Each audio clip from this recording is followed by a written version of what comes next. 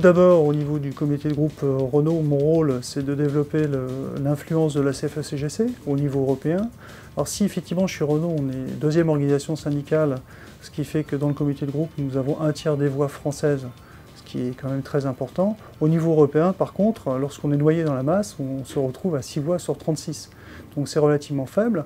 Et pour préparer l'avenir où les décisions deviendront de plus en plus européennes et mondiales au niveau de l'entreprise, et éventuellement pour anticiper, je dirais, le passage à pourquoi pas des négociations mondiales, j'essaye de faire en sorte de développer les relations, de développer l'influence de la CFE-CGC, de développer ou éventuellement de développer les alliances avec d'autres syndicats européens, et en particulier la relation avec les Quadros en Espagne, qui sont effectivement adhérents à la même confédération européenne que nous, donc c'est beaucoup plus facile. Mais le fait d'établir des contacts avec eux nous donne une puissance plus importante en termes de communication, et dans ce genre d'instance, la communication est primordiale. Au niveau du comité de groupe européen, effectivement, nous nous réunissons très régulièrement, mais avec l'ensemble des syndicats et représentants des divers pays.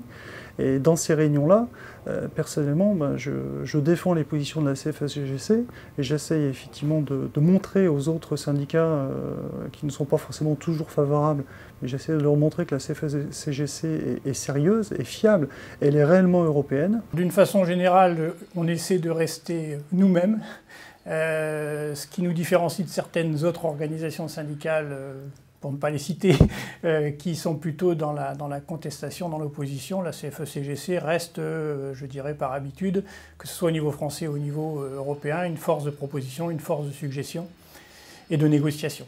C'est vrai qu'on utilise, je dirais, un réseau relationnel, on le développe à titre très très personnel, et puis lorsque ça marche, eh bien, on essaye de mettre en avant ses pions et puis ses collègues de la CFE-CGC, mais aussi du relation cadre et professionnel européen.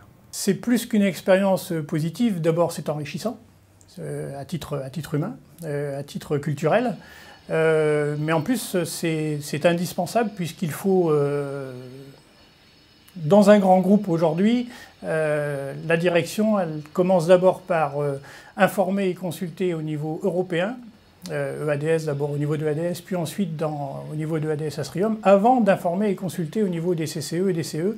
Et donc, il est important d'être présent dans ces comités européens. C'est même indispensable. Aujourd'hui, nous sommes puissants chez Renault. Je pense que nous le serons, on est dans une marge de progression, donc on sera encore plus puissant demain chez Renault, mais Renault France, lorsque nous allons être noyés dans les décisions européennes, lorsque même, pourquoi pas, un jour ou l'autre, je crois que les instances de décision ne seront plus franco-françaises, mais seront européennes.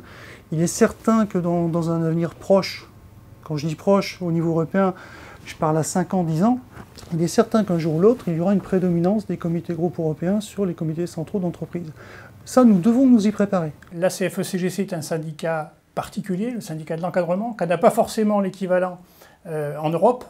Et donc, elle paraît un peu isolée. Mais lorsqu'on a la chance d'être la première organisation syndicale dans son entreprise en France, on peut essayer de s'appuyer sur une entente et ensuite dialoguer avec les gens, les partenaires européens qui sont intégrés dans la FEM pour se faire connaître, reconnaître et comme moi, arriver à se faire élire président d'un comité européen.